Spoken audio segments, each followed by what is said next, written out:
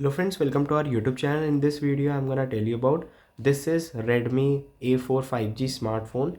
In this video I'm gonna tell you how you can turn on watermark, turn off it, and how you can change it. And as you can see, this is how you can create your own sentence in the camera's video. You have to click on first camera, here it is, and click on this tick option, and here it is watermark. You have to tap on it.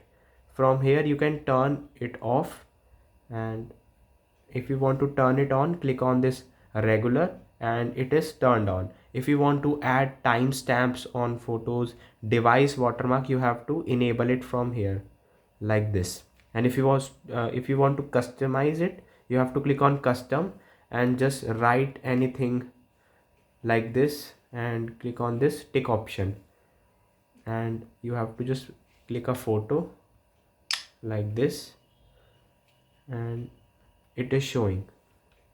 Here it is. I hope you like this video.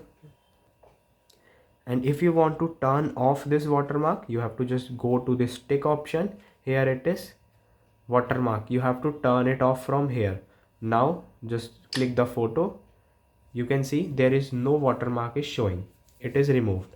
I hope you like this video. Thanks for watching.